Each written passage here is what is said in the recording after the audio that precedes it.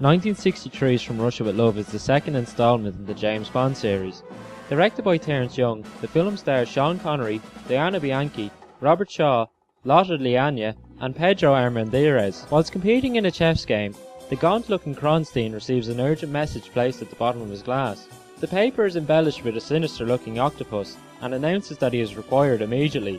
Kronsteen is met by ex-Russian head of intelligence Rosa Klebb and head of terrorist organisation SPECTRE Ernst Stavro Blofeld.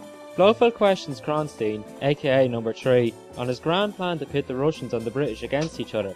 Number 3 entails that he will have a member of the Russian consulate offer Her Majesty's Secret Service with a decoding device known simply as the Lector. The Lector will serve as bait to lure the world's greatest spy, 007, into hazardous territory, which they hope will result in a painful and humiliating death. Klebb will continue to pose as a Russian colonel in order to dupe the innocent Tatiana into following through with the plan.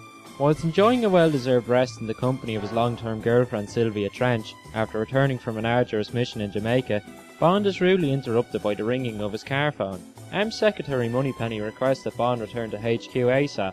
Upon arriving in London, there is no time for his usual flirtatious chit-chat with Moneypenny, as M whisks 007 straight into his office to brief him on his latest mission.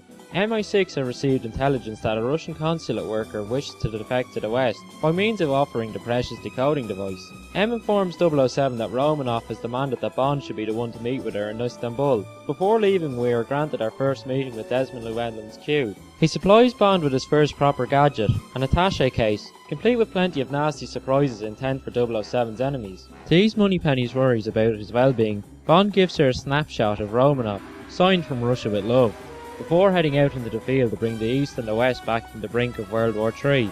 After the triumphant success of Dr. No, United Artists set about commencing production on the second entry to the series. To avoid putting all their eggs in one basket, Saltzman and Broccoli decided to make the comedy film Call Me Buona that featured a star-studded cast, which included Bob Hope, Arnold Palmer, and Anita Ekberg. In order to keep the relaxed family atmosphere that was achieved on the set of Dr. No, the studio made the decision to keep the same crew members that had worked on the first James Bond production. This was the reason why so many of the earlier Bond films were shot in such close succession. The reason why this was done was to prevent crew members from looking for work on other films. In an effort to avoid controversy, Cubby Broccoli chose to change the Soviet agents of SMERSH to members of the terrorist organisation SPECTRE. Fleming had originally described Tatiana as a Goethe Garbo lookalike, but Cubby felt that Garbo's looks would not be capable of leading Bond to his death. Director Terrence scoured the entire continent of Europe looking for his Bond girl, before settling on 1960 Miss Universe entrant Italian model Diana Bianchi. Despite the script saying that it was 007 who was in grave danger, in reality it was the members of the cast and crew that found themselves in peril. When driving to a lake in Scotland to film a speedboat sequence, a truck transporting actors to the shooting location veered off the road and into a ditch, as a result of a sleep-deprived driver. Among the injured passengers was Bianchi, who sustained a number of cuts and bruises. Due to the swelling on her face, head cinematographer Ted Moore was forced to employ a number of creative techniques when shooting the scene where Bond first encounters Romanov. Moore had to rely on back projection and strategically place camera shots in order to disguise Bianchi's injuries. Not even director Terrence was spared from any afflictions. Whilst attempting to film an overhead shot of Bond fleeing from SPECTRE agents along the Dalmatian coast, the helicopter they were using to capture the scene suffered rotor failure. The chopper suddenly plummeted to the floor of the lake. Crew members who had died below the surface found Young furiously kicking at the cockpit's window in order to escape before the air was exhausted.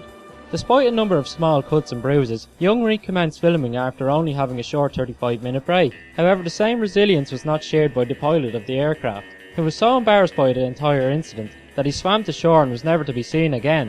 In 1957, Ian Fleming received a letter from an avid Bond fan and weapons expert, Geoffrey Boothroyd. Boothroyd suggested that 007 would be far better equipped if he chose to adopt the high-powered Walther PPK pistol over his compact Beretta. The author was so pleased with this piece of advice that he decided to christen Bond's armour and gadget supplier after Boothroyd. Boothroyd was first portrayed in Dr. No by Peter Burton. However, Burton was not available for the sequel, which led to the producers calling on Welsh actor Desmond Llewellyn to bridge the void. Llewellyn proved so popular with fans and filmmakers that he would go on to star in more than 16 adventures alongside 007, the most by any actor in the series, before sadly bowing out in 1999's The World Is Not Enough.